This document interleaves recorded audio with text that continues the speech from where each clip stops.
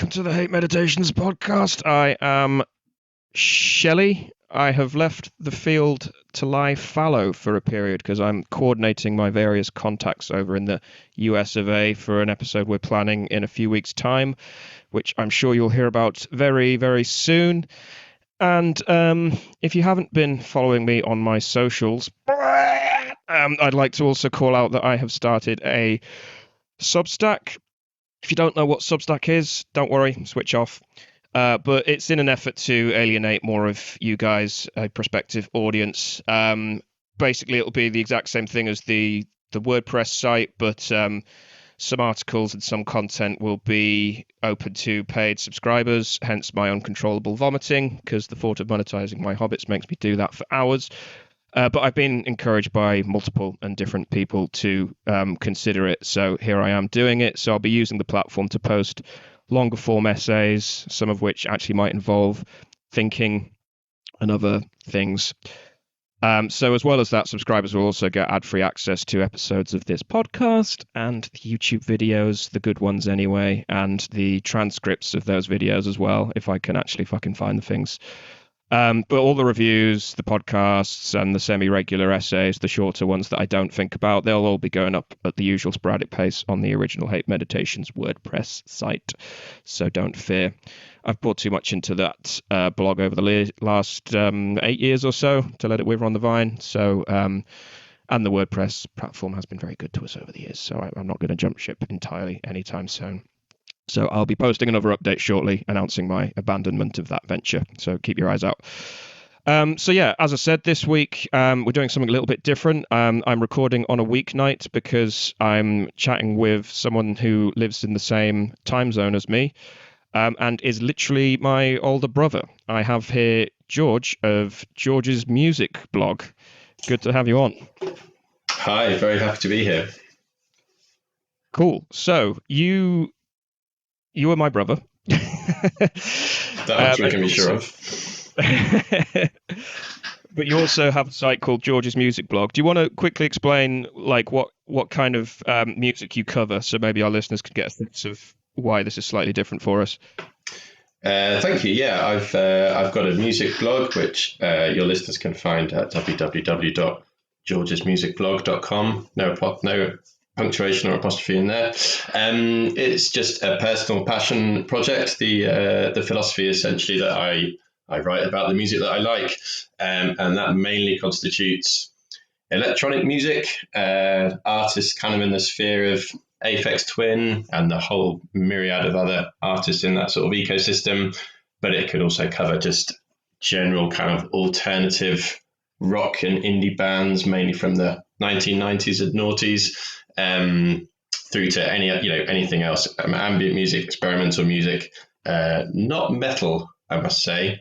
But yeah, it's a fairly eclectic mix, and if people log on there now, they will find that my recent project has been a deep dive into the discography of Aphex Twin, Richard D. James. So there'll be a lot of content about that artist. I think I've covered, by the latest count, over 30 releases of his in the discography. So it's quite an ambitious project, but I've nearly finished that now. Yeah, like I've been noticing the posts on Aphex Twin, and you've been doing some like what they called Instagram shorts or whatever it is. But yeah, I know he's a big one for you. Like, what's his like standing within? I don't even know what genre you call it. Is it IDM? Like, IDM is quite a maligned term, and definitely one that Aphex Twin would balk at. I mean, it stands for it stands for intelligent dance music. So obviously that you can kind of see why that would be problematic because of its implications that any other kind of music might not be intelligent. But it's become a label. People know what is meant by it when people throw it around. But yeah, I guess he probably wouldn't really categorize his music as anything, but I would just call it electronic music or electronica. Obviously, he has recorded ambient music or kind of music that does have specific genres, but as a catch-all, I just call it electronic music. yeah, fair enough. Okay, and yeah, I'm sort of asking because we discussed quite a bit of ambient on here every now and then, and it's one of these genres where I say I like ambient. When people ask me what do you like besides metal, I normally go, well, I do like quite a lot of rock. I like a lot of classical. I like a lot of ambient, but it's ambient with a caveat because I don't really know the like what's the word, the arc in the same way as I know metal, how it evolved and stuff. Like I like a lot of very early ambient from the 70s. I like some newer artists, some I guess you could say from the early 90s as well, but I don't know anything about like the evolution of it. I'm saying ambient in a broad sense here as well because I know Aphex Twin isn't necessarily ambient, but he sort of started in like, was it the late 80s or early 90s as part of like, does he come out of that like rave scene or? Yeah, so I mean, his two of his albums are called Selected Ambient Works, and Selected Ambient Works 85 to 92 is his first album, and he had a follow up a few years later called Selected Ambient Works Volume 2. So yeah, he has some of that obviously is ambient, but yeah, he essentially kind of comes out of the rave scene. So he's from Cornwall in the UK, which is quite a remote part of the UK, kind of far away from kind of where lots of the action was with the explosion of acid house and rave in sort of 1989. Lots of that was obviously going on in London and bigger cities, but it did filter down to Cornwall. So he kind of was part of a scene out there with people hosting parties on the beaches, and they were getting hold of records that were coming out of Detroit and Chicago, where lots of this kind of house music, techno music was really originating. But yeah, kind of a scene quickly established itself around him of kind of other artists taking more of an experimental, a very kind of English kind of eccentric sort of twisted take on that sort of rave music. He started out fairly sort of what you might call straight up kind of dance floor music, but very quickly it mutated into something, a lot more experimental and a lot more weird, I suppose. Progressive dance. Yeah. Again, progressive is a term that kind of, no, I know. comes with a lot of meaning, but in the kind of, just in the sort of standard sense of the word that it was, I mean, that's, what's the other one? Yeah, I mean, there was a series of albums put out by the label that he released most of his music on in the 90s, Warp Records. They did a series in the early 90s called Artificial Intelligence, which is probably something partly to blame for the intelligent dance music label. But the Artificial Intelligence series kicked off with a compilation, and the cover of that compilation has a picture of a robot kicking back in his armchair. And I believe on the floor there's the record sleeves for Pink Floyd's Dark Side of the Moon and Kraftwerk's Autobahn. So obviously, an icon of prog, and then an icon of sort of early electronic music. And this robot is supposedly kicking back after having been out clubbing all night, chilling after hours. So it's that kind of it's music for your mind rather than your feet. Yeah, I mean, I know I keep unconsciously using these loaded terms, but it's something that I guess we can't really help doing, and musicians tend to hate it. But you kind of, unless you use some generalizations, you can't describe history. And exactly, and you can dance to whatever you want. You can dance to complicated beats. You can dance to glitchy beats. I mean, you can dance to ambient if you really want, or I'm also perfectly happy sitting back in an armchair listening to 150 BPM hardcore techno. You don't have to dance to that. So these kind of labels are just there, really. Yeah, with enough drugs and alcohol, you can dance to anything. Well, you can sit still to anything. Well, true.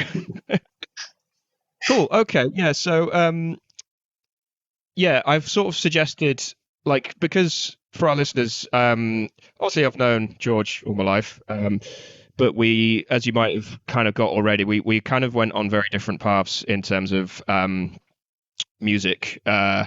George, obviously being a bit older, was a few years ahead of me, but got massively into that electronic ambient arm, and I obviously went down the metal track. But we live at different ends of the country in the UK, but when we do meet up, we often end up sort of sinking a few beers and chatting about, I don't really know how to say it without sounding like a cunt, but just the philosophy of music and liking music and how you listen to it and that kind of thing, rather than like the music itself. So I've contrived back of the fag packet format for today, where we've each selected a couple of albums side of our oeuvre. So I asked George to pick two vaguely heavy rock or heavy metal albums, and I've picked two albums on the ambient side, rather than us recommending stuff from our own oeuvre and then just getting us to react to it, which I think we tend to do a lot on this podcast anyway, even though it all tends to generally be metal. But I thought it'd be fun if we did it the other way around.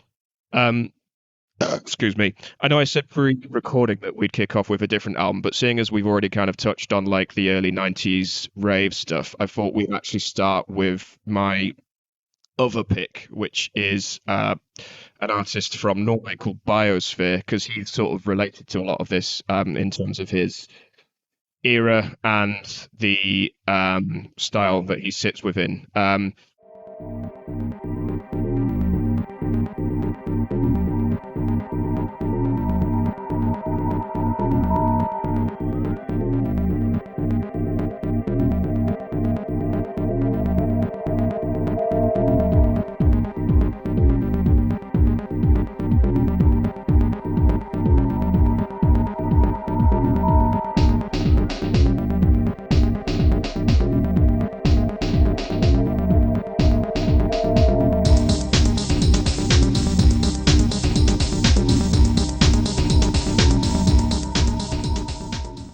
Like I was saying in the sort of at the top of the episode, like my choice in like electronic and ambient, I guess you could call it very specifically eclectic in that there's no rhyme or reason to it. But Biosphere I got into because a Norwegian black metal artist called Iljan, who also does a lot of or did a lot of ambient albums. He named two influences beside the beauty of the Norwegian landscape, of course, naturally. He named two influences. One was the classical minimalist composer Arvo Part. The other was Biosphere. So I immediately tried to get hold of some material of his. This is many, many years ago. And I think I went in with the first two albums, which are very much more like what I would describe as minimal house. I think the album that Iljan was probably referring to was Substrata, which has sort of gone down as like an absolute classic of the sort of ambient canon, especially of the 90s anyway. And we have discussed that on an episode of Necropolis a year or two ago with Jason and Tyler. I'll link it in the description if you like. But yeah, the album that I wanted to discuss today is kind of overlooked because it's sandwiched between the debut Microgravity and Substrata that I just mentioned. And it's kind of not just in sort of chronological sense, but also in sort of stylistic sense, in that it still has a lot of those tracks that are still very minimal house. You can kind of space out to them, but for long periods, it's much more kind of spacey, ambient kind of sound as well. And I find Biosphere interesting if you think about that era in terms of like the moral panic around like rave culture, drugs. It was the end of the Cold War. There's a new generation who are kind of reaching adulthood who were suddenly not living in fear of nuclear annihilation, going out a lot, and then there was a moral panic around, these raves happening in the countryside, and it's all very kind of frantic. Then you get this guy who lives in the Arctic Circle who's taking some inspiration from that, but he also says he was really into like early synth pop artists as well from the UK, Depeche Mode and OMD and stuff like that, and sort of combining that with his obvious love of space and sci-fi, and he uses a lot of samples from film and TV, and he kind of just loops them over. It's just these little kind of phrases that just come up again and again in like these synth loops. I was probably rambling on for too long anyway, because I was kind of getting around to like just situating him in that culture rather than just talking about the music itself. And I quite like it if you think about where culture was at that time. And this album, I'm going to try and pronounce it, but I'm going to butcher it. Patashnik is what I would go for. Patashnik, yeah, okay. 1994, so we're talking like the tail end of like we've being in the mainstream, is that right? Like kind of tailed off by that point?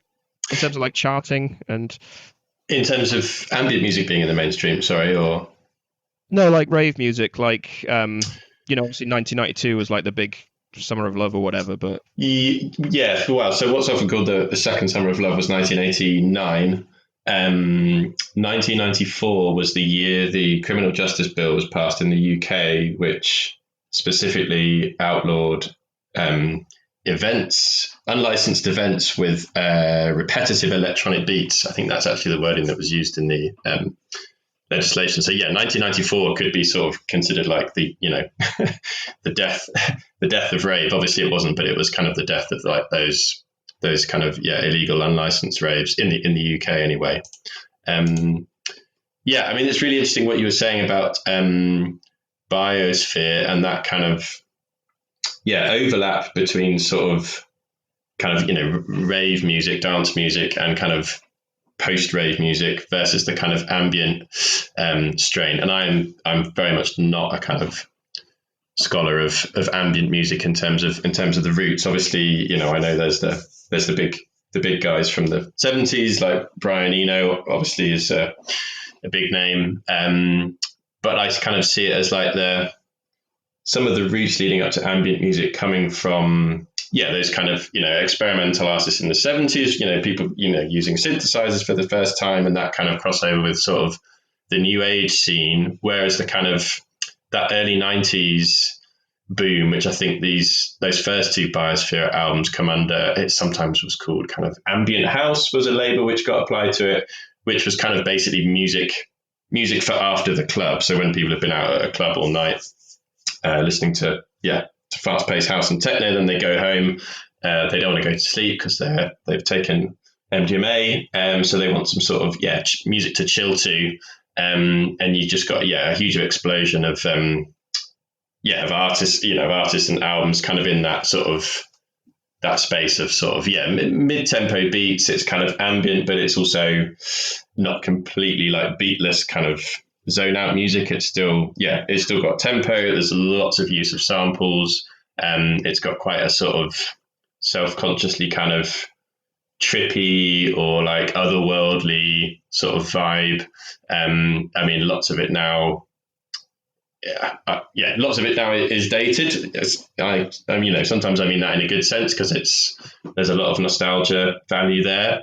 I think with Biosphere, I think, as you said, I think Substrata, which is the album that came after Potashnik in 1997, is the one that's sort of considered, the kind of classic ambient album. And that's not an album I'm familiar with. But I think, Potashnik is where he was still using beats, basically. I think after this, he went full ambient. But I've got some familiarity with this album. It's not an album I know deeply well, but I have listened to it off and on over the years. And it's funny listening to it quite a few times in the last couple of days leading up to this. It struck me. It's probably one of the albums that's aged less well out of like the kind of the sort of slew of albums I can think of, because it's some of the samples are quite kitsch, and it's very sort of self-consciously like spacey and kind of moody. And I mean that in a good way. Like I like that aesthetic. I like that kind of early 90s sort of like you say, kind of post-Cold War sort of optimism, which now just looking back seems incredibly naive. Yeah, that's interesting, that, because like even I can spot that in a kind of kitsch way. Like, some of the samples are very like what's the word? Space positive. And I was listening to it earlier on thinking, we don't really talk about space anymore in like the mainstream. Like sci-fi movies about space now are very much just sad people in space. They're survival films essentially. There's not really space optimist. Yeah, I mean, it's ironic actually, because I looked up what a couple of the samples came from, because in my head, one of them I thought, is that Jodie Foster in Contact? But I looked that up, and that film actually came out after the album, so it couldn't have been that. But a couple of them, there's one where the woman's talking about how she used to go up in her dad's plane and just imagined like reaching out and touching the stars. And there's another one which is a bit more comedic, where it's like, can you imagine an extraterrestrial DJ in space. And I think they're both from a film called Space Camp, which came out in 1986 or 1987, about a kind of group of kids on space camp who kind of accidentally got the shuttle took off and they were in space. But it was due to be released very shortly after the Challenger space disaster in the US. So it was a complete commercial and critical failure because it was just not a time when people wanted to be watching space movies. So I don't know if Biosphere kind of had that in mind when he mined it, or maybe he just thought no one would have seen this film. So no one will have any reference for these samples. That's quite funny, actually. Yeah, like I can sort of see that in there are these, like, setting the samples aside for a second, which do kind of definitely date it, but like some of the kind of, I don't know, the beats when they do, because a lot of the album is basically getting there in terms of ambience. It's much more ambient than the first album, but a lot of it is the beats themselves almost sound a little bit cliche, of like sort of, because minimal house, it's such those kind of driving bass lines or whatever are so kind of familiar to people now. It feels a little bit cliche to listen to, but you can sort of say that in a good way, because obviously we've been through quite a few phases of nostalgia now, and I would say Substrata is like it carries on that kind of vibe, but obviously just completely ambient. In terms of cliched samples, there's a lot of Twin Peaks samples as well, which is obviously slightly more spacey, but very sort of, well, it probably wasn't so off the shelf back in the mid '90s, but now it feels very much another David Lynch sample. But it carries on his kind of preoccupation with, one, the fact that he did live in the Arctic Circle, and I think that really does impact the way that he writes, in that it's very static and very kind of gradual, I suppose, but also he obviously very obsessed with space as well, and the kind of two intertwining, and that really does come across on Substrata. And then he'd move into more different kind of concept projects after this, whether it was either sort of manipulation of like classical music with composers like Debussy, or he'd written an album about that Japanese nuclear power plant that got struck by the tsunami. He's also done some albums where I think he uses nothing but samples of like traditional Russian folk singers, things like that. Like he's gone in a lot of different directions, but I just find this one an interesting crossover of, I guess, your account of like the post rave thing where you want some chilled beats after the club. It kind of fits in terms of like where this is, in terms of like after the kind of like hype of the early 90s rave scene, and then slowly coming down. And then and I think it's I don't know too much detail about Biosphere's background, but I think it's pretty clear he's, I don't think he was a raver or possibly even a DJ. I mean, lots of the other artists who produced albums at that time that got big, acts like kind of the Future Sound of London or the Orb, or Aphex Twin as well. In fact, Global Communication is another one. These were all artists who were also sort of producing what you might call kind of, dance floor ready music. They were probably kind of DJing as well. I think Biosphere, I think his background, like you say, is very much more classical, experimental, music concrete. Some of it might be classed as, or kind of like, ambient in the pure sense, in that it's very much about, kind of texture, tone, mood, rather than this kind of, kind of like post-rave contextual ambient. So it's kind of, I don't know if he was just, making the music that he wanted to make in 1994, and he kind of quickly moved on. But I think it's, looking back now, it's kind of, it's kind of funny to see, because he's considered very much a legend of the scene. But I think this is definitely, the beat-driven tracks are definitely not his strong suit. Yeah, I think he was in a group before Biosphere, but then he sort of veered off and went solo, and maybe it was sort of the vestiges of that. Anyway, we're going to do a handbrake turn and veer into a completely unrelated artist, not quite unrelated era, but very much unrelated genre.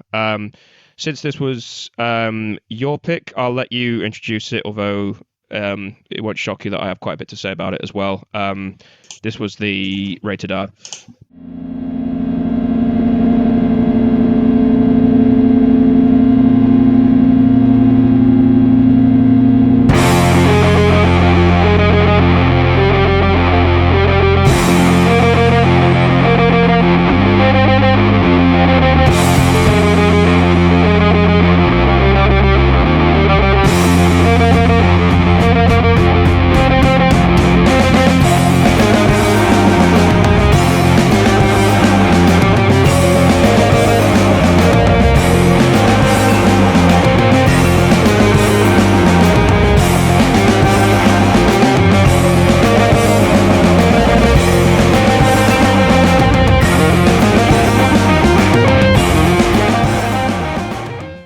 Sure. Okay. So, yeah, I mean, you asked me to pick two kind of metal slash hard rock albums for this, and yeah, I kind of I looked back over my collection, my digital collection, and realised, yeah, despite despite your best efforts over many years, I've never really truly had an album that's truly metal that I would say I've really kind of loved. So yeah, here we are with every non-metalhead's favorite metal band, Queens of the Stone Age, and their 2001, I believe, kind of breakthrough album, Rated R. This was the first album I got by Queens of the Stone Age, first album I heard by Queens of the Stone Age. Yeah, obviously at a time when I was very much still into guitar music, was like very much still the main music I was into, although it was just probably a year or two later actually that I kind of discovered electronic music and kind of got quite bored and quite disillusioned with kind of guitar music that was coming out about then. But yeah, Queens of the Stone Age, they definitely, I mean, they're not a unique band, they're definitely a very distinctive band with a very distinctive sound, and again, one of those bands that quite comfortably kind of cross over different scenes. I understand they're kind of well loved by the metal scene, although their music definitely isn't metal, but they're also well loved by kind of people who are like, indie fans, for want of a better word, like myself. So I don't know. Yeah, I'm sure you've got plenty to say. I'm happy to say more about it. But yeah, Queens of Stone Age, Rated R. I'm sure your audience is probably very familiar with that album anyway. A certain strand of them will be. A strand of them will be like. A certain strand will be. A certain strand might have turned off already. No, because like it's an interesting one, because obviously I remember hearing this a lot when I was very young, because you were playing it a lot, and this actually predates my love of metal entirely. Actually, my knowledge of rock music at all, I think. I remember sort of getting my first Ghetto Blaster and borrowing the CD off you quite a lot as one of my early picks, and then obviously when Songs for the Deaf came out a year or two later, they blew up even more, and then all my friends at school had heard of them, and I was like, well, I knew about them first. But yeah, you're right. Like, this is an interesting one, because now that I'm much older and I know more about the context of where Queens of the Stone Age came from and where like rock music was in the late 90s, early 2000s, I could sort of situate it a lot more. And I guess the crossover with some of my audience, but not all of them, because a lot of them don't listen to anything other than extreme metal. But them coming out of Caius, which is obviously very closely tied to what's now referred to as Stoner Doom, another label that's much maligned, but stoner rock, stoner desert rock, stoner metal, whatever you want to call it, obviously very like indebted to things like Black Sabbath, Pentagram, St. Vitus, although Joshua Homme has always kind of eschewed the metal scene in general. He doesn't really want much to do with it, even though he did sort of manage to garner quite a big audience from that crowd. But I mean, fair enough in that around the time when he was getting big in the late 90s, early 2000s, it was like the explosion of new metal. Not that was all bad, but there was a big sort of jock sensibility within the metal scene at that point, thinking sort of shaved heads, very buff dudes wearing shorts. I'm thinking sort of Woodstock 99. I'm thinking Pantera fans, Limp Bizkit fans, that kind of thing. And I think as Queens of the Stone Age were getting big, they were booked on a lot of the same festival lineups as that sort of oeuvre. And that was all that he kind of knew of metal between that and kind of Iron Maiden, which obviously his kind of rock fan don't take very seriously. So I think there was a little bit of umbrage there. But it's interesting that, yeah, the first Queens of Stone Age album, self-titled, released in, I think, 1998, very much a continuation of Caius, and then it's very spacey, very repetitive, quite loose. And then Rated R comes out, and it's this very clean, crisp, um, almost a lot of kind of indie elements to it as well, with very, very clear riffs, very kind of the grooves are much more distinct as well. The songs are much tighter. It's a very short album. It gets quite spacey towards the end with the last song. I think I lost my headache, but and in the middle as well, obviously with Better Living Through Chemistry. But for the most part, it's very kind of direct, and I think that's why it was such a sort of crossover for them because they managed to garner fans in punk, generic rock, indie, and still some metal like stoner guys as well. And it's still, I think, largely considered their best album. I think although Songs for the Deaf is the one that kind of made them explode as like a mainstream rock band, and obviously you can't, you couldn't move without hearing No One Knows for quite a long time. I think Rated R is probably the superior album in sort of the fans' eyes, just because it is much more like Okay. efficient. Hmm. And I think Uh, Songs for the Deaf obviously has some of their biggest hits, but it's a bit bloated and a bit samey in places, I would say. Yeah, that's something actually that sort of struck me again listening because I hadn't listened to Rated R for many years, but listening to it a few times the last few days and a little bit of Songs for the Deaf. I mean, it's compared to their debut album. I mean, it's much more pop orientated. Firstly, obviously, it's still heavy rock and there's a lot of psychedelic elements in there, but their first album is very it's that kind of like getting into a trance of like riffs, quite light on the vocals. It's all about kind of riffs, rhythm, bass. Whereas Rated R, like you say, is much more kind of compact. Much more variation between the songs and between kind of tempo and vibe. But lots of them have just got like kind of massive like hooks and choruses, which are obviously it's not necessarily radio rock, but it's definitely kind of pop orientated. But Songs for the Deaf.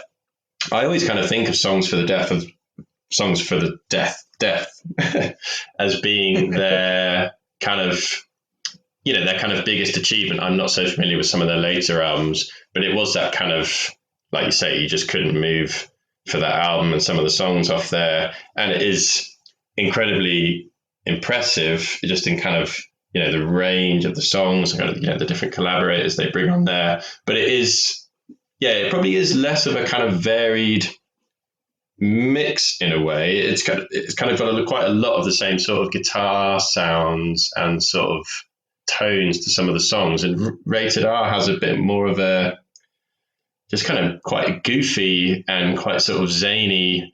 It's kind of, you feel like they was not, Songs for the Deaf takes itself a bit more seriously, I'd say. Rated R is still very much like, they're kind of dicking around, but not, in a way that's produces good results, but it's got this kind of just like slightly, kind of oddball humor about it. Yeah, I think just to go back to like adding more context to it, I guess like Josh Homme has always had a sort of dry sense of humor about him as well. It doesn't really so much come through in Caius because they were more of like a band, I suppose, whereas Queens of Stone Age, although he does collaborate with a lot of big voices over the years, it's always been his thing. But he does, that kind of, I don't know what to call it, that sort of 90s Gen X dry humor that you get in a lot of alternative rock in general. Stuff that's, I'm thinking, bands like Primus or even Typo Negative, things like that. Lots of different sounds and different styles coming out, but they all had this very ironic, detached sense of humor. And with Rated R, I mean, obviously it opens with him just listing drugs, and it became like a very, very early meme in a way. And it's sort of scattered with a lot of those kind of jokes and sort of really incongruous flips from sort of ballads to quite hard hitting punk songs as well. I guess that kind of comes back like you were saying, how he's not wanted the band, he's kind of pushed back against the kind of the metal label or the kind of metal association. I mean, I'm sure I read a long time ago that their name comes from him, wanting to annoy the jocks, calling themselves queens, as obviously a derogatory term for homosexuals that would just, put off a certain audience from going. So I guess there's kind of always been that slightly, contrarian kind of attitude about the whole kind of collective.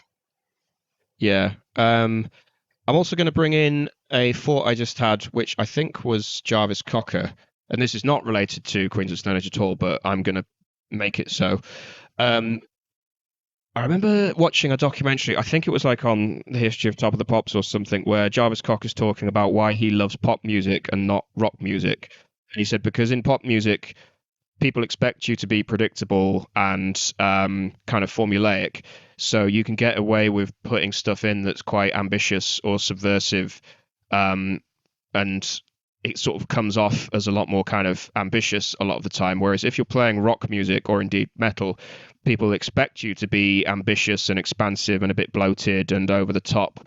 So it's kind of almost like it's the expectation. Whereas in pop music, you do it and it's sort of almost subversive that, you snuck that in on a radio friendly track or whatever, and it's this really weird, I don't know, key change or time signature. It's very, pulp obviously with just, very kind of intelligently written lyrics, I suppose, which, the kind of social commentary that you wouldn't normally get in a pop song, at least when they were getting big in the early mid-90s.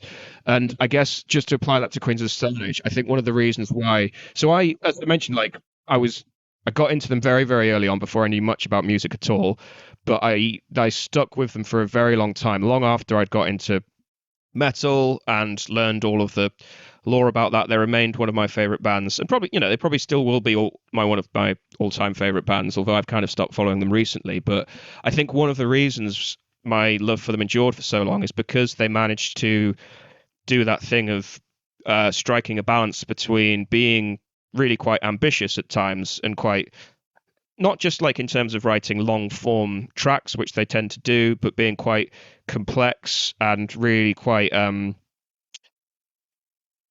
nuanced at times, but doing it in a way that is always kind of aware of the audience and being surprisingly accessible at the same time. Just whether that's like putting a sort of radio friendly rock song alongside a sort of 10-minute kind of desert rock, like expansive piece of soundscaping or whatever, or whether it's putting some really quite aggressive music next to some very, very gentle ballad, or writing really, really catchy hooks against very, very, very heavy riffs. It's always that ability to couch accessibility within, or sort of do stuff that's a little bit I don't know, the juxtaposition between the different things going on. Yeah, it's kind of upending expectations of kind of what should be expected of a hard rock band, and like you said, kind of upending the expectations and kind of doing something a bit unpredictable. I think what makes Queens of the Stone Age so good, or at least when I say that, I'm kind of talking really about their first 3 albums, because that's really all I'm familiar with. But they almost kind of create their own, not musical world, because that's a bit too expensive, but they kind of create their own terms where they're kind of like, this is what we'll do. We'll do a kind of, a driving sort of stoner rock song about drugs. We'll also do a kind of song that you could easily just hear on the radio. We'll do something that might sound like kind of soft rock.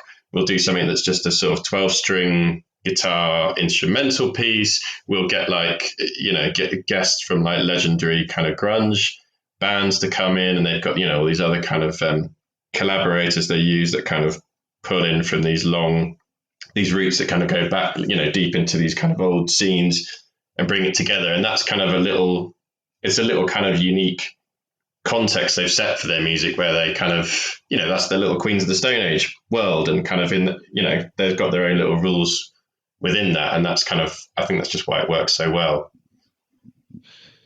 Yeah, and I guess out of that, people can go back and through the fact that they were never really a band. It wasn't like exactly. There's, I don't know, Lars Ulrich, James Hetfield, and Kirk Hammett or whatever. It's like there's Josh, there was Nick Olivera for a while, obviously not for a long time now. But then there was, it was obviously Dave Grohl for a while, and they kind of, as you said, they collaborate with all of these different names, and that obviously went to the extreme with like the Desert Sessions. But then if you are just getting into them, you can go back and pull on all these other artists. Like I started listening to Yawning Man through Queens of Stone Age and Masters of Reality. Obviously Nick Oliveira's own project, Mondo Generator as well. Various other things, and you can kind of discover all of these other scenes and artists through what they're doing. But there's always this, there's, as you said, there's this single voice that still comes through, and I think that's why it endured for so long, because it manages to mesh all of these things together, but always sort of be a little bit subversive and imaginative. Yeah, I mean, they're almost, I suppose, a proper term sort of is a collective, I suppose. I know kind of Josh Homme is obviously he is basically Queens of the Stone Age, ultimately, isn't he? He's the thing that runs through it all. But yeah, on those early albums, they were just sort of a collective, it seems like, with different people coming in, some people guesting on some songs and others. And that also kind of adds to this sort of slightly chaotic feeling as well. It's unpredictable. You don't know who's going to be singing, who's going to be, coming in and guesting on a certain instrument. It just gives it that slightly, that kind of like chaotic vibe. And it's kind of like they've got this scene going on. And it just kind of, it sort of spreads, it sprawls into different pockets. Fun tidbit about Feel Good Hit of the Summer as well. When they were recording that I think they were recording it in LA somewhere, but Judas Priest happened to be recording in the same studio in a different section, and Rob Halford just sort of walked by when they were tracking the vocals for it, and he agreed to be one of the backing singers on there. So when you're listening to that, you can actually hear Rob Halford of Judas Priest as one of the voices screaming in the background at the end of that song. So there is a metal connection there. I just there you go. Cool. So yeah, anything else to say about Queens of Stone Age? I don't think so. No, I mean, Rated R. It's a classic album. I mean, it's again, one thing I was listening back to it again, and I was thinking, wow, they kind of, because the sleeve art features, if I remember this rightly, my CD copy has long been consigned to the loft, but the CD sleeve kind of broke down each track and kind of had like a warning of what content you could expect to find in each track, much like films used to come with a kind of breakdown of like, foul language, nudity, drug use, etc. Obviously, it was all very tongue in cheek, and I was kind of thinking, wow, they're really leaning into that sort of explicit content warning that used to get, well, I'm sure probably still does get put on albums to warn listeners of what's inside. But supposedly, Josh Homme said that they called the album Rated R as a way of getting round having one of those stickers on the record, because it would just say Rated R anyway, so people would know it contained explicit content. Whether or not that's true or just a little bit of kind of self-promotion on his part, I don't know. I don't know if they still do that, actually, because when I was very young, that used to be the bane of my existence, that little thing. Because I thought surely it's almost, I mean, maybe bands sometimes they want that on there, because if they don't have it on there, then they're going to be like, oh, well, where's all the good stuff? But obviously it stops young fans buying the physical records, which obviously is a big part of their audience. Yeah, I mean, I want to say it came out of the 80s when there was a big conservative pushback against nasty music, whether it be metal or sexually explicit pop, or obviously rap music. But yeah, when I was, so for any children listening, you used to go to a shop and buy, CDs. If you're a granddad, it was vinyl records. But I'd go to Guildford HMV surreptitiously when I was sort of 14, 15. And if it had parental advisory, explicit content or explicit lyrics, then they wouldn't let you buy it if you weren't 18. So, and literally I couldn't order stuff online. I don't think I even had a bank account at that point. So I was like going up there with my pocket money. So all of the new metal albums that I wanted to buy, I could not, because they were obviously all explicit content. I don't remember with Rated R, actually. I think I just used to borrow George's copy all the time until I was a bit older and bought my own. But that was an interesting tidbit. I was in HMV the other week just browsing, but I wasn't specifically looking for the explicit content thing. I don't know if it's still a thing, because most music's transacted online now. Even if you're buying CDs, you buy it online. But I guess I don't know about physical albums. Obviously on streaming you get the kind of the little icon next to tracks that contain explicit content. But that's it's clearly doing a fantastic job, because the minds of the youth today seem to be thoroughly unpolluted. So yeah, it's obviously working. Cool. Yeah.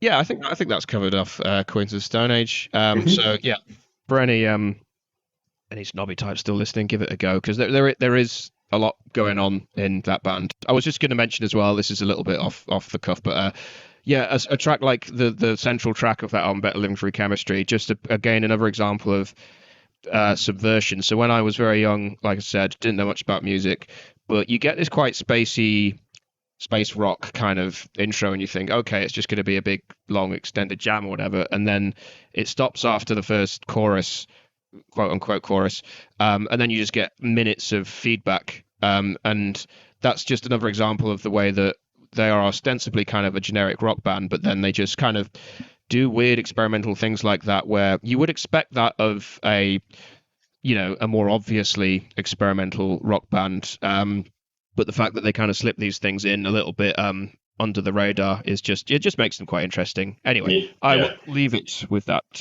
So the next pick was one of mine.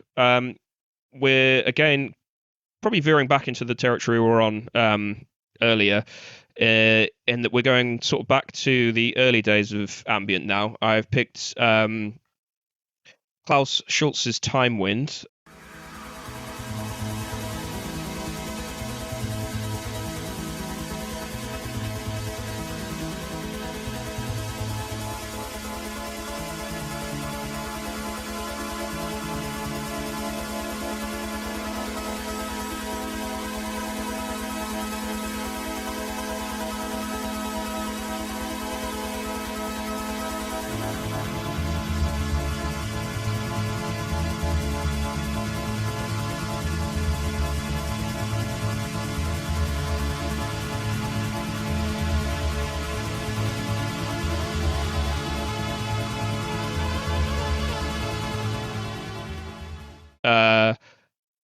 Big fan of Tangerine Dream. I think we've discussed them on the pod before. Yes, we have. We discussed Zeit, actually. And obviously, this guy was in Tangerine Dream in the early days, and then by the mid-70s, he became one of their fiercest competitors for being at the forefront of early ambient in what is now known as the Berlin School, as it was used to be known as the Berlin School of Electronic Music, I believe.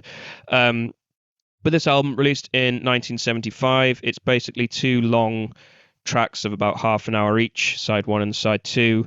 It is the first album that he used a sequencer on, I believe, which is why the first track is basically a very, very long exercise in evolving arpeggios. And I believe it was all basically recorded live in one take. So he's got this old school sequencer running. He's running different loops through it, and then he's trying to work out the way to shift keys, the way to modulate, as we would say in the technical parlance, whilst also delivering these kind of high-end synth harmonies on top. So at times you do get two keys at once. You do get a bit of syncopation as well, even though there's no percussion, because it is all driven by these very, very kind of repetitive synth loops. And needless to say, I'm not a tech guy, so if you do know more about it, and you're probably screaming at your headset right now, tough. But basically, this was obviously all very cutting edge at the time, and it was at a time when this technology was very much kind of seat of pants job, where you just hope that it fucking works, and then you might actually stumble on something by accident. And I think that's kind of why I love this era of ambient in particular, because a lot of it can just be kind of different sort of swells and waves of noise, and it's all quite experimental and art house, particularly early 70s Tangerine Dream as well, and Schulze before this as well to some extent. But Time Wind is probably his most accessible album and most loved album, but also it's one of the rare cases where that kind of also aligns with what is probably one of his best albums. The other tidbit to throw out there is obviously he was a massive fan of Wagner, and both the track names are Wagner references. One reference to his hometown, the other two, I believe, where he's buried. And the fact that he, in the first track, is very ambiguous with. Sorry, in the second track, is very ambiguous with where home base is as far as like key is concerned, and cadence. It could be a subtle nod to Wagner in that Wagner is sort of known for introducing or sort of evolving chromaticism within classical music, to the point where he kind of ushered in the modern era. As late romantic, but he was ushering in the modern era where chromaticism and atonality would be key, and Wagner is kind of one of the bridges to that, in that he delivers his pieces with much more tonal ambiguity. And Jason, if you're listening, I know you want to elaborate on what I'm saying and probably correct a few things, but tough luck, you're not on here. So anyway, George, I know you mentioned earlier you're not so au fait with the origins of ambient. I guess that's one of the reasons why I picked this, because I know, well, last time we spoke about this, you kind of be like, when it comes to electronic and ambient, a post 1990 guy. Is that fair to say? Yeah, I think probably like year zero for me might be sort of 1984, 1985, in terms of just sort of how far back I go in terms of music that I enjoy and listen to. But I mean, that's obviously not to say that I don't enjoy music from before that time, because I do, but it's very rare that I will, kind of go further back than that and really, kind of dig into something. So it's definitely out of my normal listening zone. Although, and I mean, I'm familiar with Tangerine Dream, mainly just through them having obviously a huge influence on, well, like you say, on ambient music, but just, kind of electronic music and kind of progressive music in general. And was aware of the name Klaus Schulze. But yeah, I mean, I enjoyed listening to this a lot. I think actually, given it was from 1975, and kind of given as you outlined the kind of the cutting edge nature of how it was produced, it's actually, it's aged pretty well. I mean, it's aged better than the Biosphere album in a way, almost. Obviously, it's got that sort of, I mean, the cover art obviously bolsters this as well, but it's got that kind of 70s, kind of, again, sort of grandiose, kind of epic, sort of trippy feel to it. But I think just because it is pure synths, and that kind of, lots of the kind of synth sounds he was using, they've never really gone away in a sense, and we're always having what's the word? We're all, electronic music is always rehashing those classic synth sounds, even if they're sort of probably sampled now rather than created originally. But that kind of, it's a very constant sort of background sound to electronic music. I suppose it's interesting. What kind of struck me is listening to it is almost, even though it's sort of ambient in the sense that, like you said, it doesn't have any percussion. It is purely sort of synth notes and sort of textures, etc. It's definitely got a very strong sense of motion. Like, it's very progressive as well in that sense, and that it's definitely kind of, it feels very much like a journey. It's moving forwards. Obviously, time wind is very evocative of motion. So it doesn't actually feel that ambient to me. It feels very kind of dynamic, I suppose, and kind of almost sort of energetic. Again, I think because it's leaning in as well into that kind of that kind of epic sense of sort of soaring. So, but I enjoyed it a lot. But it's definitely out of my normal wheelhouse. Yeah, I was reading some reviews on Rate Your Music, I think, and someone did mention that the sense of sort of pulse that it has is quite formative to something like early house music, in that you could easily imagine some sort of rudimentary techno beat underneath. Yeah, and some of the biggest influences on kind of the artists who first, basically responsible for what was called techno music in Detroit in the kind of early mid 80s. Some of their key influences were kind of bands like Funkadelic, so kind of, sort of psychedelic funk bands, obviously black musicians in America, but then also Kraftwerk. And I know this isn't Kraftwerk, but I think Kraftwerk, they kind of come out of that similar sort of scene of very, kind of progressive experimental musicians in Germany. I'm sure it wasn't just limited to Germany, but obviously there was a lot of that in Germany at the time. That kind of cosmic synth music. I mean, it sometimes gets called krautrock, but I think that's krautrock is very much usually considered that kind of very propulsive beat, that kind of driving rhythm, motoric rhythm. I think it's also called often. Yeah, I've so one of my other podcast hosts, Tyler, really loves Kraftwerk, and we did discuss them on a previous episode of Necropolis, and obviously like the giants within this style, but I've never managed to get into them in the same way, even though I like a lot of synth pop and obviously a lot of electronica. And I think it's my read on it, and this is probably wildly inaccurate, but they sort of come from a similar early scene in the late 60s, early 70s, where it's essentially almost like an early variant of noise rock. It's like Germany's answer to progressive rock that was taking place in the UK. And the first couple of Tangerine Dream albums they're very guitar and drum centric. Actually, they're using organs and they're using very early synthesizers to create ambient sound, but they're still using the guitar to fill out the texture. They're using drums a bit like jazz. It's sort of very fluid, or a raga, I should say. It's very fluid, kind of. It's not a basic rock backbeat or whatever.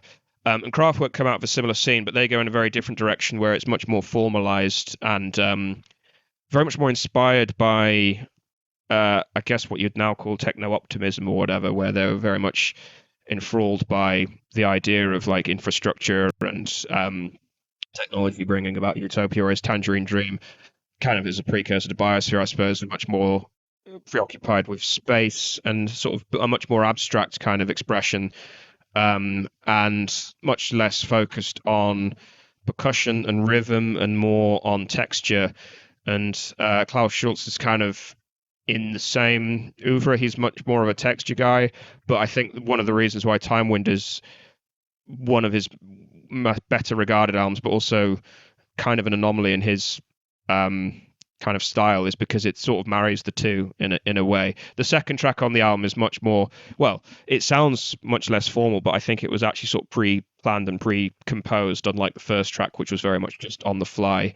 But yeah, it's sort of marrying the two, I suppose. Yeah, I was going to say I prefer the second piece on the album.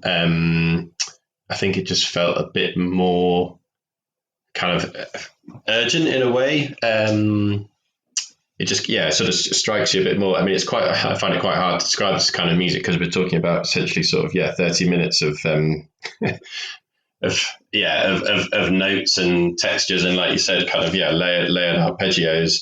So it's hard to sort of grab onto landmarks. But I definitely thought that the second piece kind of had more sort of sense of urgency is the best way I can sort of describe it. Yeah, that's fair. I mean, I think I tend to go for the first one, but I can definitely see what you mean. And you're right. It's very much, I guess it's ambient in the sense that there aren't any landmarks. It's very much music sort of designed to get lost in. Yeah, and I'd be interested again. Like I said, I'm definitely not an expert on ambient music, but I don't know. I mean, I doubt Klaus Schulze would have called this ambient music at the time, or if that was used at the time as a term, because it kind of, I mean, for lots of people, it has slightly pejorative connotations. You get the kind of wallpaper music term that gets thrown around, like, oh, it's music to kind of stick on in the background, or music that's kind of boring, or it kind of doesn't matter. Whereas I think, obviously this is very, it's very epic, it's very evocative, it's very sort of, like you said, it's got these references to Wagner and the kind of, classical sort of heritage there.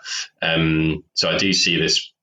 And it, again, the way he was, using technology in a sort of cutting edge way feels much more akin to sort of what progressive rock was all about, kind of experimenting and sort of, taking people into this otherworldly place, I suppose, rather than sort of ambient almost being like let's treat music as something different. It's almost like imagining music in a different way, if that makes sense. Yeah, yeah, definitely. It's sort of I think they referred to it as musique cosmique, as in Mm. cosmic music. I believe, correct me if I'm wrong, anyone, but I believe it was Brian Eno that ushered in the ambient like tag Yeah, I a think little bit this. later. But Yeah, I think the story goes Brian Eno had had some kind of accident or some kind of illness and was in hospital, um, in a bed, sort of unable to move or do very much, but he could hear a radio playing, but he couldn't. I don't think he couldn't hear what sort of music was playing on the radio. He could just hear this very faint sound, and he was aware that there was music. And I think this kind of gave him this idea of like, imagine if there was music, but it's like divorced from any sort of, you can't tell what it is or what's making it. It's just kind of setting like your kind of your mental it's just accompanying like your kind of interior mental life or whatever sort of context you're in. yeah, what's it called? Boring music or discrete music? That's it. Discrete Sorry. music is, yeah, an album of his. Yes, yeah, that's, yeah. Oh, that was actually no. So I just got it up. Yeah, that was actually the same year. Ambient One Music for Airports is the one I'm thinking of. That was 1979. I don't know if that coined the or sort of referred the term ambient to this form of music, but just to for the classical geeks out there as well, to tie it back to Wagner, it was Eric Satie, a pianist that I admire greatly. He did the piece that everyone knows. I can't really sing it, but dum dum dum dum dum dum. Dum. You know what? Never mind. Um, you'll know it when you hear it. But he, early 20th century pianist, he wrote tonally ambiguous music, but it had no narrative structure, and it did become associated with that wallpaper music or elevator music. But it's speculated that he was almost satirizing Wagner, who he kind of probably detested, in that he was a non-classically trained pianist who struggled most of his life just playing sort of the lounge room bars of Paris and stuff, but wrote very, very what you could describe as early ambient music. And it's very pretty, very odd, very haunting music, but it doesn't really go anywhere. And Wagner was kind of the direct opposite of that, in that he obviously wrote these grand operas that were defined by their narrative structure and all of this sort of duality of meaning and so on. And Satie was very anti that. And you can sort of plot the through line of his music, and to some extent his friend Debussy as well. Much more technical pianist, but equally kind of tonally ambiguous, and sort of narratively ambiguous as well, I suppose you could say. And you could sort of draw a connection there between that and what the early Berlin school were doing. I've gone off on a tangent there. I was going to bring it back around to the Berlin school. Can't remember how, but never mind. There it is. Anything else about this album before we move on? I don't think so. Apart from, yeah, thank you for introducing me to it. I don't think I'm going to dive into the entire Klaus Schulze discography because it is pretty formidable. But I will definitely dip my toe into more cosmic synth music as a result. Awesome. Yeah, obviously, yeah, you already know about Tangerine Dream, and their discography is equally formidable. But anything from that era, early to mid '70s, maybe even late '70s as well, is worth dipping into. I will also say, just to tie it back to metal, I already knew about Tangerine Dream when I got into Schultz, and was listening to them quite a lot. I think it was actually the sleeve notes to Fenriz's Neptune Towers project, where he talks about loving this stuff and loving Time Wind in particular, music to keep both feet firmly off the ground, that I picked up Time Wind from him. So I know I always shit on Fenriz, but thank you for that particular recommendation. Slightly different than the normal ream of incredibly average crust punk and speed metal that you normally recommend. So thanks for that, mate. And also, if you haven't listened to Fenriz's Neptune Towers project, he did a couple of albums in the mid 90s. Very, very different to the kind of ambient stuff you normally get from a black metal band. Basically, him trying to be Tangerine Dream. Quite interesting stuff, to be honest. I would give them both a listen. So we'll move on to our final album, which is another band I'd not thought about since about 2002. So I'll let you introduce this one, George.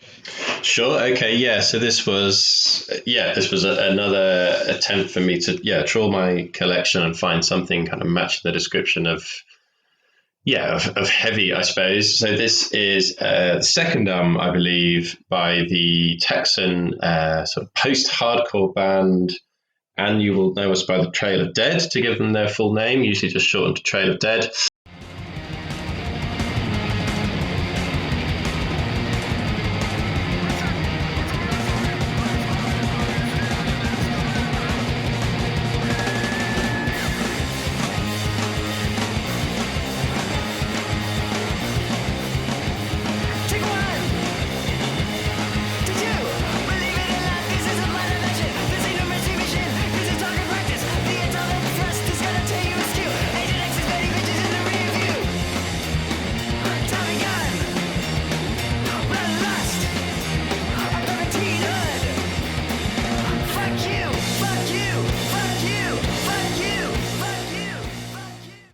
Album's called Madonna. It came out in 1999, I think, and I came across it, probably around that time, around sort of 2000. I've got memories of listening to this on the bus on the way to school, and kind of, probably annoying everybody else who was sitting near me with my horrible cheap earphones that basically broadcast the rest of the music outside of my ears. They're described as post hardcore art rock, but they're essentially 5-piece band, very kind of noisy, very energetic, quite punky, kind of, I guess, like almost kind of like screamo, sort of emo type vocals, but they also have a very sort of arty kind of, again, sort of, I want to say sort of classical strain running through their music. They will sort of just like throw in some pianos here and there, or other kind of sitars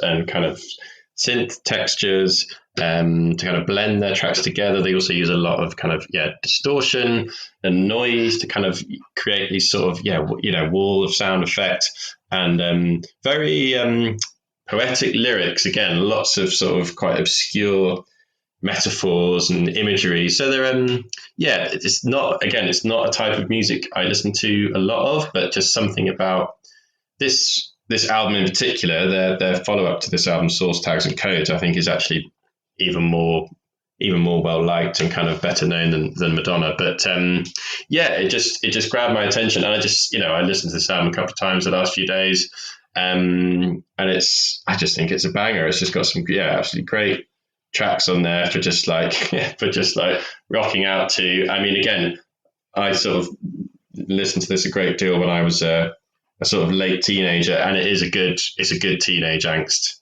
album. The track titles kind of tell that story. I think there's even a track called A Perfect Teenhood. There's a track called Mistakes and Regrets. There's some just great kind of angry kind of what's the word? Wronged lover, unrequited love, those kind of themes that really really hit home when you're a moody teenager. So I don't know if you kind of could take any joy in it, listening to it now from the perspective of 25 years later. Before I go into that, I was just going to come in on one thing. Even the choice to call the album Madonna was a little bit strange. Yeah, probably not great for their SEO, although not that they were thinking of that in 1999. But it's an unusual choice of title, and the album cover has a picture of. I'm probably going to get this horribly wrong, but some kind of Indian Hindu deity. I'm thinking sort of Shiva or someone. So I don't quite know. What what they're trying to get across there. Obviously, Madonna being. I know that Madonna, obviously, Madonna was, but it was sort of, she was still a giant pop star. Well, Madonna as a pop star was very much still current in 1999. But Madonna being the term for the mother of Jesus. Am I off on that? Yeah, the Madonna. Yeah, the Madonna. Yeah. Like I said, I didn't like this album at the time. So I'm talking when I was first starting to listen to, or watch rather, MTV2 and things like that. And it was one of those bands that would just come on and it'd be like, oh, they have an edgy name.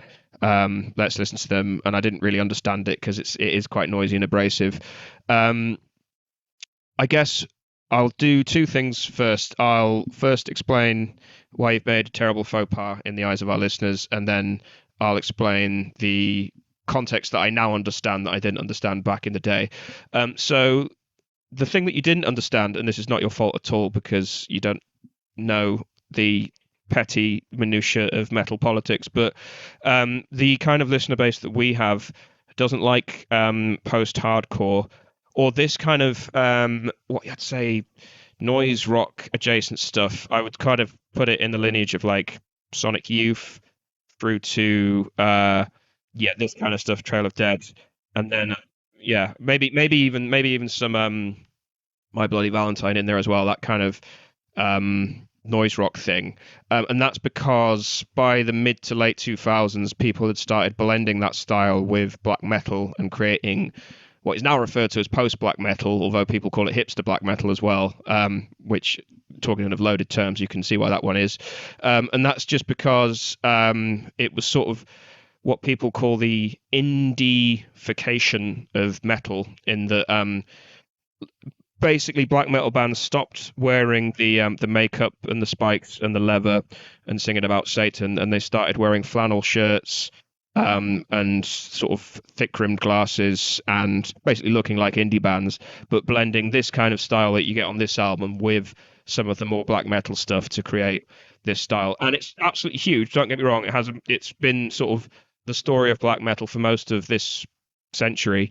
But the kind of listeners that I have absolutely detest it for it being associated with black metal. Well, yeah, I mean, I can, even as an outsider, I can see that. Obviously, I can see how that would happen, and I can see how that would that would infuriate the OG fans. But yeah, I guess I guess Trail of Dead were coming out of their own specific scene. Again, it's not really a scene I'm massively kind of familiar with, but they seemed at the time, again, because this was at the time when kind of new metal was booming, and they were very different to that, and that's kind of, again, that's probably why they appealed more to me as someone who was more of a kind of indie indie sort of art rock. I'm outlining this just for the benefit of our listeners to say, yes, I am aware of this, and also, yeah, George, it's not your problem, it's my problem. I'm sorry. So to take this album on its own terms and to ignore all of the ridiculous politics behind it, yeah, I could definitely see the appeal of, if this caught me at the right time, at the right age, it being that kind of album where you, what's the word? Catharsis. It gives you that catharsis, but also it being much more than the sort of bratty kind of I don't know, like the Papa Roach that I would kind of listen to, because there's actually quite a lot more going on. You mentioned, yeah, some of the piano stuff on there. Some of the lyrics are actually quite clever, and yeah, some of the louder moments as well. It's like it is, in quite a literal sense, post-hardcore, in that some of the songs are hardcore punk songs, but they are stretched out over quite extended kind of sort of like periods of time, and there's lots of sort of different things going on. Sort of one of the things that it did make me think of, and this is much more personal and probably less interesting for our listeners, but it doesn't matter, is that period, the late 90s, early 2000s, is obviously like, yeah, you were a few steps ahead of me in terms of like getting into music. You'd sort of already got into the Britpop thing, and then slowly getting into like more alternative rock, and then eventually going into the electronic route. We're talking sort of very early 2000s, and I'd already got into Rated R, but then I'd sort of got into the new metal thing. But I was also watching a lot of MTV2. I was buying copies of NME, and at the time the thing was the White Stripes, the Strokes, what they were calling the New Rock Revolution, which was essentially kind of like garage rock, early 70s garage rock, or 60s, I should say, reimagined, and it was all a thing. I think like the Vines as well, although they had a lot of kind of Nirvana in them, who were also still massive at the time. And again, I was reading some reviews of this album to kind of contextualize it, and they were saying these guys kind of arrived just at the wrong time, in that they were too early for like the real emo explosion of like a few years later, when bands like Jimmy Eat World got really big. but they were also kind of overshadowed by the more polished sort of quote unquote new rock revolution that NME really tried to push. They were much more like emotive and anarchic than that, which was basically not to sort of diminish things, because I think the White Stripes were a pretty good band, but quite a lot of pastiche going on there. Whereas these guys still felt very contemporary, but they arrived too late for like the wave of early '90s kind of grunge adjacent noise rock. Again, I'm thinking bands like Mudhoney or Sonic Youth. I know they weren't really grunge, but like very much in that kind of style. And Trail of Dead, obviously being a late '90s band, arrived a bit too late. So it's kind of interesting, sort of going back over this stuff of things where it's just within my memory, but also sort of recontextualizing a lot of that at a time when I didn't really know about any of this stuff. Yeah.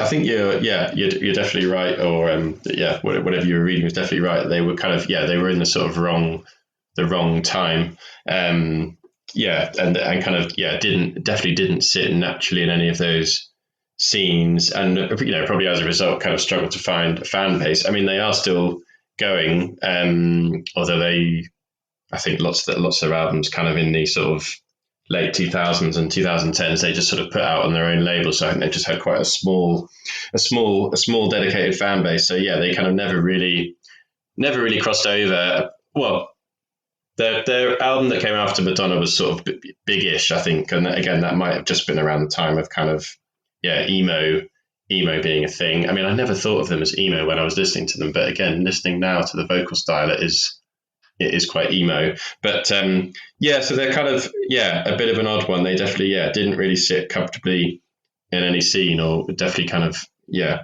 were coming out at the wrong time.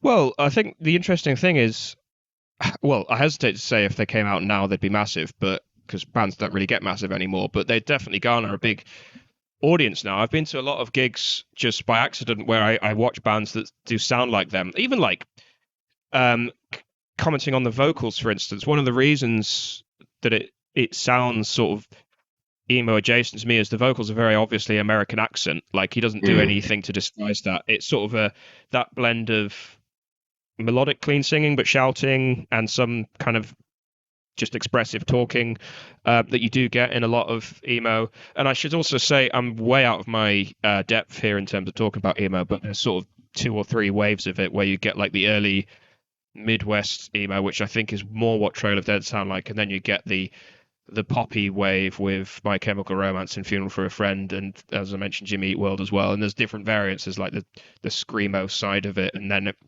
crosses over into metalcore and all of that. I'll leave that aside for now because, like I said, don't have a clue, don't care. It's all loud rubbish.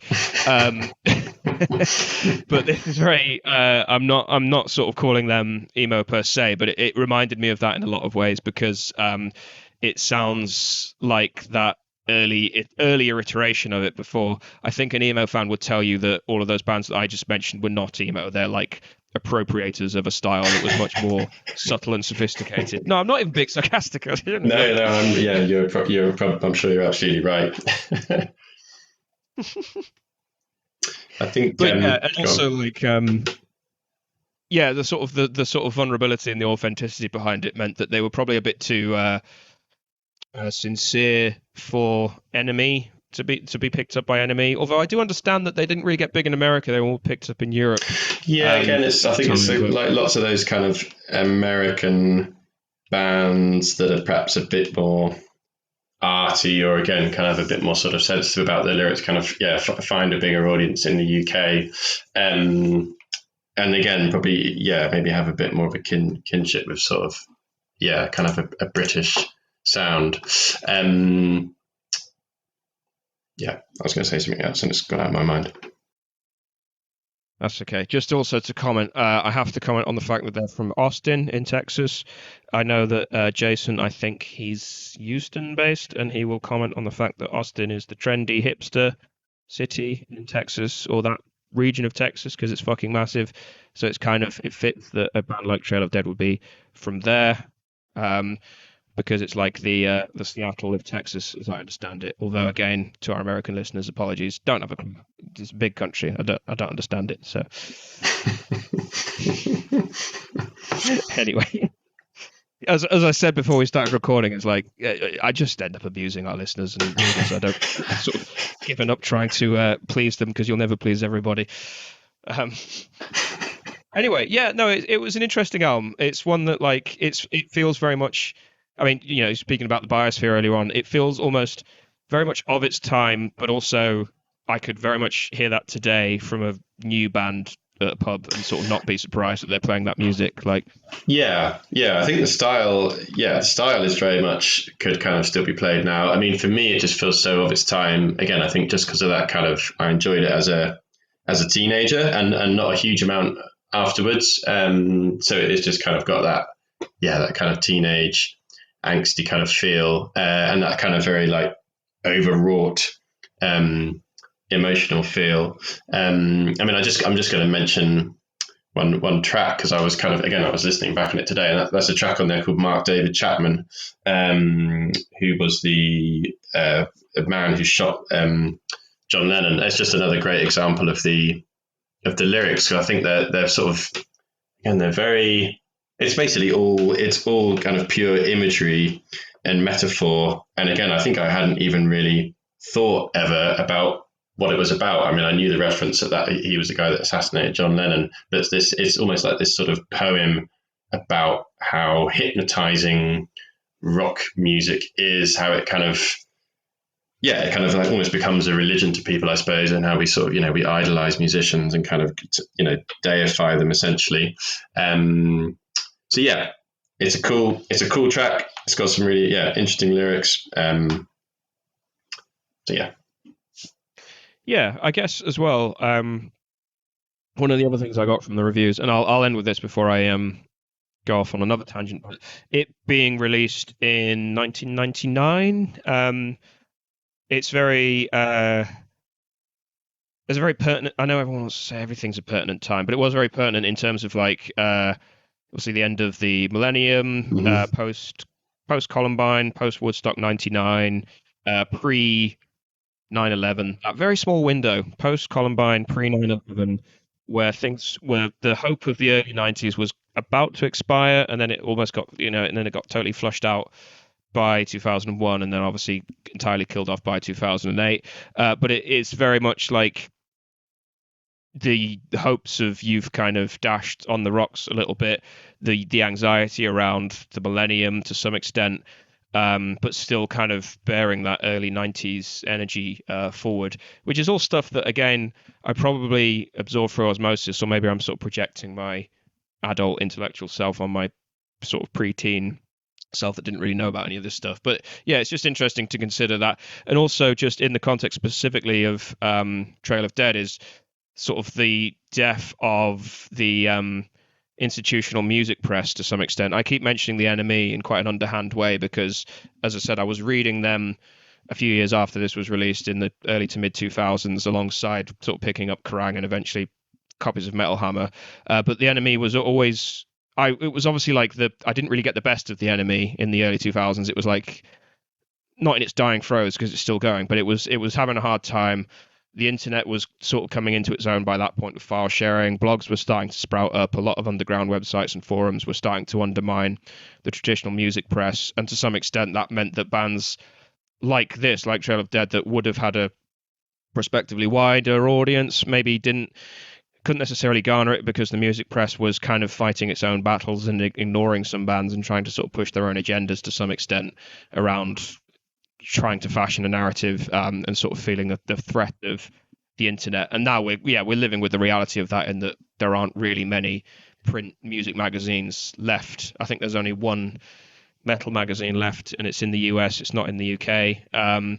Well, except for Kerrang, but I don't think people would count that as a metal publication. But yeah, in general, and obviously Melody Maker being another sort of significant casualty there that I know you used to read quite a lot as well. Yeah. Sort of that weird time where the internet was just coming into its own, but not quite as ubiquitous as it is now. Yeah. I mean, they didn't know. Yeah, I mean, I remember those magazines sort of tried to launch websites, but I think they just, they didn't really know what they were, what they were for, or how they would sit alongside the print magazine. And I guess also just like the splintering, the kind of splintering of genres. I mean, NME always had a more outward look than the Melody Maker, which was very kind of guitar indie music and could be very derogatory about sort of dance music. I mean, garage music was kind of taken off in the UK at the time as like the kind of like dance music, urban music of choice, and Melody Maker would just sort of talk about it as if it was this kind of just sort of rubbish not worth listening to, which is sort of is strange looking back because there's nothing there's nothing about it. It's just equally creative as other music, and it's made by lots of it was made by kind of working class urban people, and it's like why how is it any different from sort of punk music or indie music? So I think some of them are sort of victims of their own kind of scenesterness in a way. Those magazines. Do you know when Melody Maker kicked the bucket? I think I want to say in the early 2000s. I think it was quite it was a long way back then. I know NME sort of soldiered on, but I think I remember possibly even get buying the last issue of Melody Maker, and it must have been around then. Yeah. Okay. Yeah, because I remember NME. It would cover sort of quite a lot of mainstream pop acts as well as more like alternative and rock and things. But yeah, I mean, it wasn't just Melody Maker. I remember that sort of that kind of dismissal of dance, particularly garage, but also sort of listening to interviews with not necessarily music people, but just commentators that are probably around the similar age to me, and they say like that was the sound of my youth or whatever. That was the sound of the 2000s, and I, being a rock metal guy, I always look at it as like a cultural desert in a lot of ways. Like I'd always see like the best times were 10, 15 years before I came of age, and I sort of missed the boat. But if I'd been into, I don't know, garage or grime or things like that, or dubstep, like early dubstep, then it would have been like the prime. But I just not being an urban youth, but being from the rural hills of Surrey, I just passed me by. Well, yeah, and like me kind of growing up on like kind of guitar music and kind of especially kind of I suppose like UK guitar music. I mean, I don't like kind of using the word Britpop because that gets kind of thrown around, and it's a badge that none of the bands really like having, but kind of mid-90s indie, but that really just sort of died an absolute death in the late 90s, and the kind of indie music that sort of Melody Maker and NME were peddling. I mean, it was basically bands like sort of Coldplay and Travis, and there were a slew of kind of even far more sort of bland bands than those were sort of were kind of hoisted up as like kind of the saviors of sort of guitar music. I think that all of that just propelled me to be like, well, this is so boring, and I just kind of went down the getting interested in sort of electronic music, and that didn't really lend itself, because lots of those producers were kind of people who generally would sort of shy away from the limelight and didn't make such good sort of magazine cover stars really. And it kind of obviously then with the kind of springing up as the internet as a main source of knowledge and kind of file sharing, I completely sort of turned away from current music for quite a long time really. Yeah, I mean, I'll wrap up soon, but yeah, I guess just on the back of that as well, I guess that's the main influence that you had on me in terms of like the soul seek thing, file sharing in general, but also just the getting lost in a little world within a world that's totally like unrelated to where we were growing up and our time and our place, and like just finding certain websites and certain ways of doing things where you create this little archive, and then similar to you is like I just stumbled on a few websites and then managed to just start.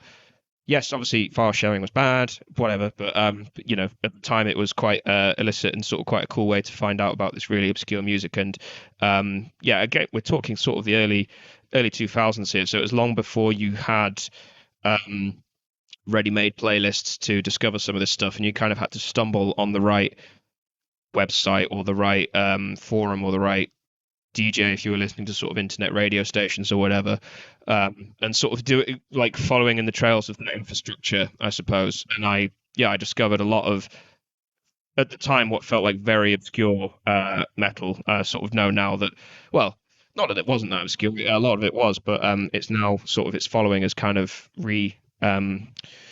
what's the word, rallied again, mostly because it's so much easier to sort of discover a lot of this stuff. But in the sort of early to mid 2000s, it was sort of history was still reconfiguring around these massive structural changes that were going on, and it was kind of interesting time to get into music in a way that it's very, very different to kids in the 70s and 80s buying vinyl records and saving up and so on. And that's what made it really feel like a genuine discovery. Like you were discovering artists for you if you were following, you know, I would go to like internet message boards and forums and, you know, actually interacting with other real individuals who might be on the other side of the world, or like you say, kind of going down like rabbit holes on kind of old websites that used to exist and archives. And that's, you know, that's when you feel that real sense of like ownership of like, oh, I've curated these different artists for me, and one thing's led me to another, and there's kind of a chronology and like a story around that, which feels kind of felt really sort of special. I mean, you know, obviously there's great benefits to it all being kind of available at the the click of a playlist now, but there's something quite sort of romantic about how it used to be at that time. Yeah, definitely. Don't want to paint it with too much of a rosy glow, but scarcity did breed a deep passion for this music as well. So yeah, cool. I think we'll leave it there. I hope you have enjoyed the slightly different direction we've taken on this episode, discussing some very different music, although I know Joseph, who's one of our co-hosts, he's probably got the most open mind out of all of us. I hope he gives it a listen, and he probably has some views on some of the stuff we've discussed, particularly on the rock side. And I mean, I think it's worth doing this again, but maybe in doing the formula in the inverse, in that I do genuinely try to pick a couple of metal albums that might not get you into metal. I know that's probably too late now, but like no, I'll listen to anything with an open mind and open ears, definitely. Cool.